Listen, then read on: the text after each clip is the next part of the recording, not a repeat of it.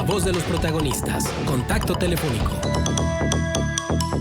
No, se publicó el informe denominado El monopolio de la desigualdad, cómo la concentración del poder corporativo lleva a un México más desigual, publicado por Oxfam México, y hay datos sumamente interesantes, pero bueno, también preocupantes. A ver, la desigualdad extrema de la riqueza en México no deja de aumentar. La fortuna total de los 14 ultrarricos mexicanos, es decir, aquellos con más de $1,000 millones de riqueza, aumentó hasta casi duplicarse desde el inicio de la pandemia. En particular, Carlos Slim es hoy el hombre más rico de la región, con una fortuna mayor que los otros 13 ultrarricos mexicanos juntos. La fortuna conjunta de Carlos Slim y de Germán Larrea creció en un 70% durante los últimos 4 años, hasta representar, ojo con este dato, casi 6 de cada 100 pesos de la riqueza privada en el país, una cifra equivalente a la riqueza de la mitad de la población más pobre de América Latina y el Caribe, o sea, unas 334 millones de personas. Y estamos hablando de esta brecha enorme en un país como México, donde según el Coneval, 36 de cada 100 personas, o sea, unas 47 millones de personas están en situación de pobreza. ¿Cómo entender y cómo explicar esta enorme brecha? Bueno, nos da mucho gusto conversar con Diego Merla López, coordinador de Justicia Fiscal de Oxfam en México. Diego, gracias por estar con nosotros. Marcela Pámanes y Manuel Cerrato, te saludamos con gusto. ¿Cómo estás? Buenos días. Hola Manuel, Marcela, muchas gracias por el espacio, encantado de estar aquí con ustedes y su auditorio. Gracias, Diego. Pues, ¿cómo entendemos esta situación? Es difícil, ¿no? Sí, Porque sí, muy. son cifras apabullantes un poco y un poco creo que lo primero es reconocer que estos son resultado de una serie de decisiones políticas durante las últimas 4 décadas, pero que se recrudecieron quizás en los últimos 4 años durante la pandemia los resultados de estas decisiones, ¿no?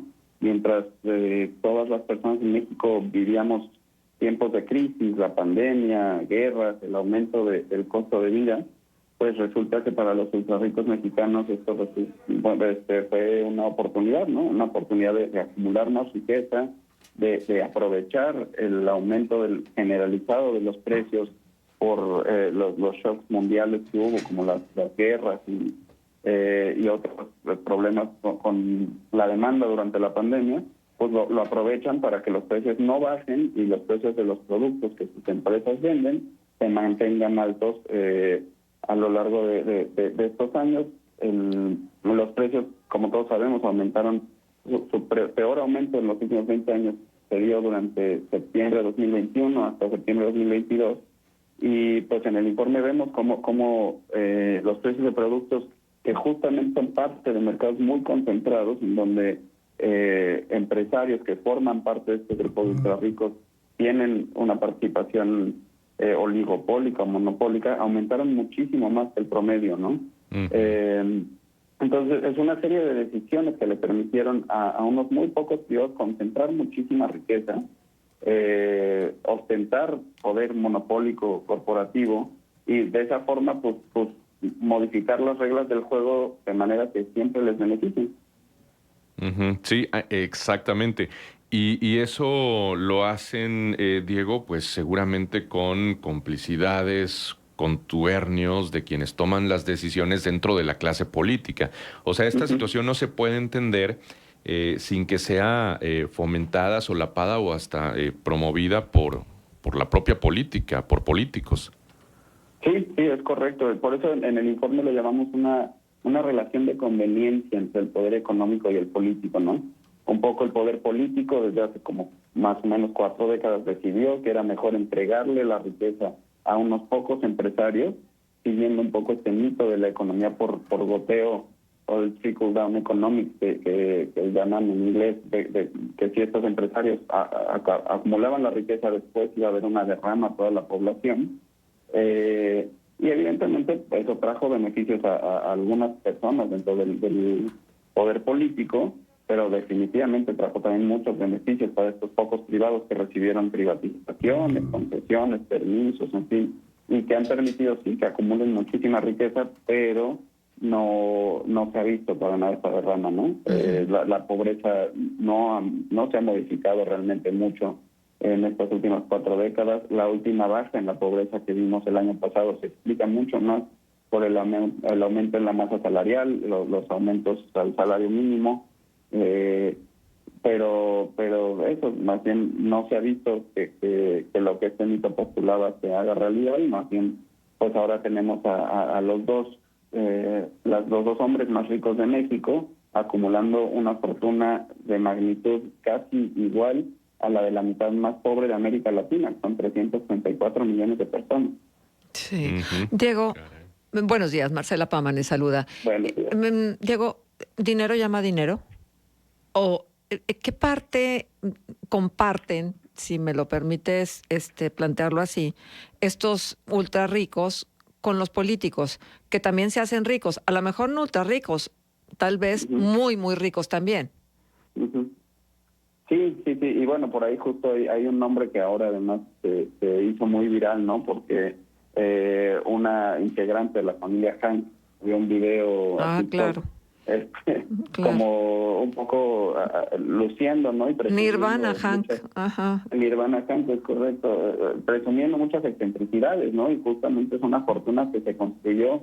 Creo que es muy clara la relación ahí de conveniencia entre el poder político y el económico, ¿no? La familia Hank es una familia que ha estado muy metida dentro de la actividad política nacional, pero también la actividad empresarial, y justamente se ha beneficiado de esa relación de conveniencia para construir una fortuna que sí, la de Carlos Hank Ron está dentro de las 8, ¿no? La número 8 en la lista de ultra ricos.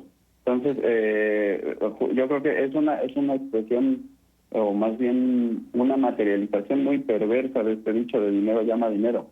Pues sí, porque la gente con esta tal cantidad de dinero diseña las reglas de tal manera que lo pueda seguir acumulando. Ajá. ¿Qué tanto contribuye a esta desigualdad el hecho de que, por ejemplo, los gobiernos tomen decisiones de entregar contratos sin licitaciones? Que creo que esta es una de las partes que tendríamos que revisar, no nada más de este sexenio, sino de sexenios anteriores. O de licitaciones amañadas, que también es otra forma. Sí, es una contribución importante. Justo en el informe un poco lo narramos así, como que hubo una transferencia muy grande de riqueza pública a lo privado en los años 80 y 90, y eso es como una entrega inicial, ¿no? de una gran fortuna.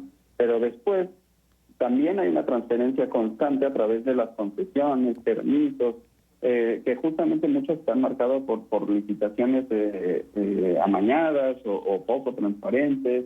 En fin, es como uno de los varios elementos que permiten que continúe esta acumulación extrema de la riqueza.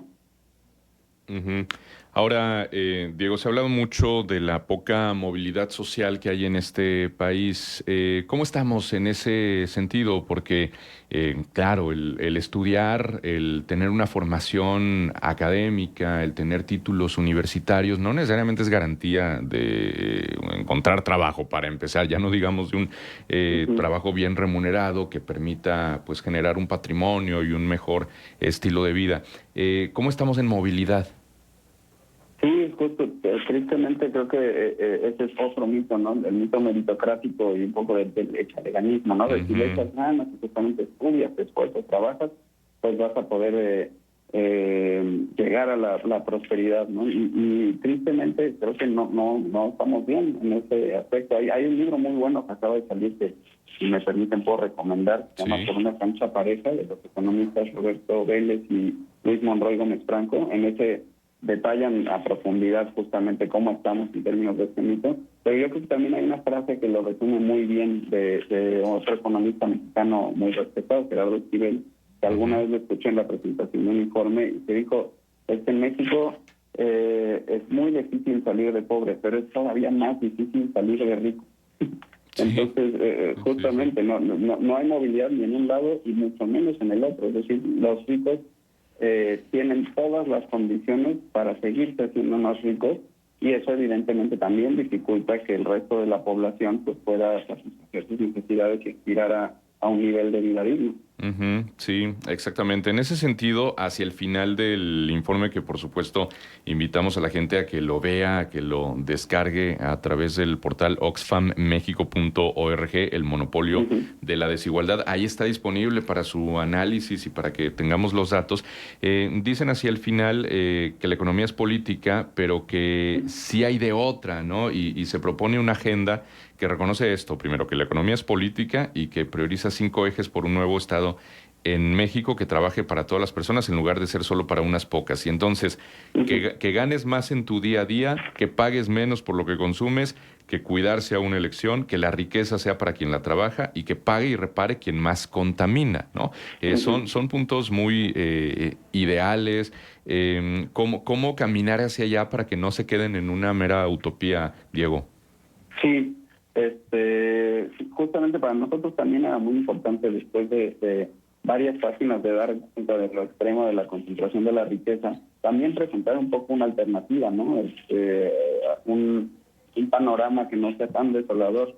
Y un poco pasa por eso, ¿no? Reconocer que en las últimas décadas se despolitizó mucho el emprendimiento de la economía, se nos hizo pensar un poco que la economía era un tema meramente técnico y que no tenía un componente de decisión política, pero al final fueron decisiones políticas las que nos tienen en la situación económica de ahora. Y creo que con decisiones políticas que se pueden tomar y que están ahí a la disposición, que se han aplicado en otros países, en otros contextos, podemos acercarnos justamente a un Estado que nos beneficie a todos y que nos sirva a todos y todas, y no solamente a unos cuantos. Ujú. Y pasa por varios temas, ¿no?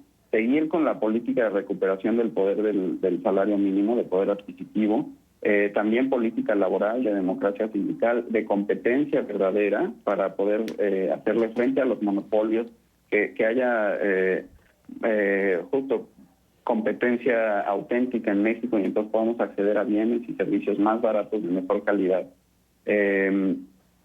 Y también justamente revisar las reglas al sector empresarial porque no funcionan igual, o es decir, se aplican las mismas reglas a empresas que funcionan muy distintos, ¿no? Las micro, pequeñas y medianas empresas tienen condiciones muy distintas a las grandes empresas en el país y las reglas actuales benefician solamente a las grandes empresas y lo ponen muy difícil para las demás.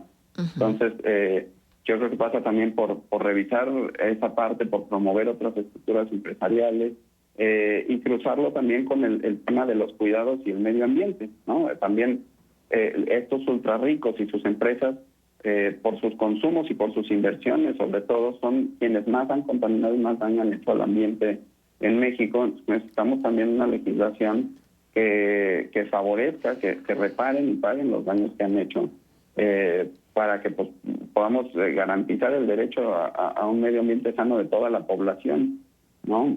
Y también mencionar lo de los cuidados. Creo que es una parte importantísima de la economía que en general está invisibilizada. Todo el trabajo reproductivo suele estar mal remunerado. Entonces ya hay, por ejemplo, en el Congreso una propuesta del Sistema Nacional de Cuidados atorada, y todo pasa porque se remuneren de manera justa y se asuma un esquema de corresponsabilidad entre el Estado, los privados, las comunidades, para reconocer y remunerar de manera justa todas estas actividades económicas que hoy en día no están ni reconocidas ni remuneradas. Exacto.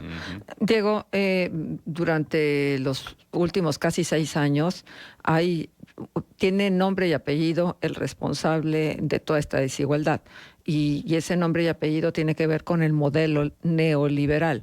¿Podríamos adjudicarle al modelo neoliberal la responsabilidad de la desigualdad?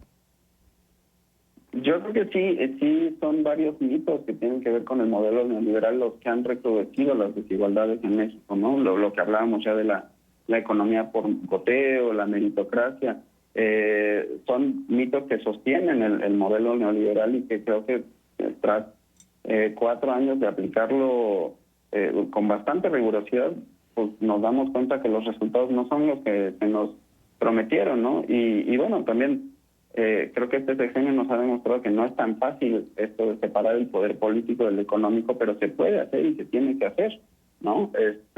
Y vamos, estos pasos que nosotros mencionamos en el informe creemos que son pueden ser un muy buen principio para iniciar la discusión y entonces sí discutir ya políticas públicas concretas como los impuestos a las grandes fortunas, impuestos a las herencias, políticas redistributivas del lado del gasto como los sistemas de cuidados, en fin, son políticas que no estamos inventando ahora, que justamente conocemos por evidencia que han funcionado en otros contextos y que ciertamente podrían llevarnos a un Estado que nos beneficie a todos. Sí, pero entonces, Diego, ¿qué papel juegan nuestros flamantes legisladores? Que por cierto se renueva ya próximamente las cámaras, y que entonces como que desdeñamos mucho la participación de los legisladores cuando te he escuchado y te has referido a reformas y te has referido a leyes, y ellos son los artífices de esta parte de nuestra vida social, política y económica. Sí, juegan un papel crucial, sin duda. Yo creo que es muy importante que como ciudadanía en general, durante estas elecciones, cada que una persona que aspira a una legislación o a un cargo de elección popular proponga cosas, le planteemos la pregunta, ok, ¿y cómo lo vamos a pagar? Porque el Estado ahorita ya no se da abasto, ya no, 1 de cada 5 pesos del presupuesto de 2024 vienen de deuda. Necesitamos recaudar mejor y necesitamos gastar mejor también. Entonces, no solo proponer, vamos a hacer tal y tal y tal, y no sé qué, también, ok, ¿y cómo le hacemos para que eso sea sustentable desde las finanzas del Estado y además nos lleve a una situación de menor desigualdad? Sí, como el caso de las pensiones, ¿no? Que se pensionen con el 100%. ¿Y de dónde? O sea, la verdad es que luego se hacen argumentos más electorales que reales. Es correcto, sí, y a ver, yo creo que en principio, pues todas estaríamos de acuerdo en que los trabajadores deberíamos tener un derecho a un retiro más digno, ¿no? Pero hay que revisar también la parte, los pesos y centavos del asunto, ¿no? Y yo creo que se podría reformar el sistema de pensiones en México. Muchísimos países que lo privatizaron ya volvieron al modelo más bien desde lo público, pero sí que hay que poner mucha atención en cómo lo vamos a financiar para que sea sustentable. Efectivamente. Muy bien, Diego, pues interesante el tema, interesante el informe, lo estaremos por supuesto compartiendo y replicando porque hay datos que vale la pena tener en cuenta y sobre todo, como dices, iniciar la discusión de lo que se puede mejorar y lo que podría hacer diferente. Te agradecemos muchísimo esta conversación. No, encantado por el espacio, Marcela, Emanuel. Siempre que necesitemos, acá estamos en la opción. Muchas gracias. A la orden para platicar. Muchas gracias, Diego. Gracias, Diego. Un abrazo. Es Diego Merla López, coordinador de Justicia Fiscal de Oxfam en México, sobre este informe, el monopolio de la desigualdad. Es que si lo lees, no das crédito. No. Por eso empezábamos con ese dato de la acumulación de riqueza en unos cuantos, equivalente a la riqueza de la mitad de la población más pobre de América Latina y el Caribe. Y la comparación de lo que gana el señor Slim, ¿no? Sí. Y lo que significa su riqueza en relación al Producto Interno Bruto. Sí, no, los datos son impresionantes, ¿no? Y bueno, pues para abonar a la reflexión es que se proponen estas estrategias, se delinean estos últimos puntos que, como decíamos con Diego, ¿cómo hacer para que no sean meras utopías? Por ejemplo, señala el informe, las desigualdades son una decisión política y podemos cambiar el rumbo si tomamos decisiones distintas que pongan en el centro a las personas, las comunidades y la naturaleza. Necesitamos pasar del círculo vicioso de la relación de conveniencia entre el poder económico y el poder político, enfocado sobre todo en el lucro de unos cuantos, al círculo virtuoso del contrapeso entre ellos, enfocado en el bien común de la mayoría. Para eso es importante recordar que la economía es política, pero política en términos de la profundidad y de las dimensiones de esa palabra, no de la tergiversación y hasta prostitución del término en cuestiones de lo que es politiquería, en cuestiones de lo que es partidocracia, en cuestiones de lo que es todo lo vinculado al actuar de políticos sin transparencia, en fin. Hay mucho que reflexionar, sí, pero hay muchísimo que hacer. y desde las distintas canchas. Bueno, invitamos a que revisen este informe, El monopolio de la desigualdad, cómo la concentración del poder corporativo lleva a un México más desigual. Allí en la página de Oxfam, es oxfammexico.org, allí lo encuentran y lo descargan de forma totalmente libre. Vamos a la pausa, 9:28, 14 grados de temperatura, regresamos enseguida. Contextos.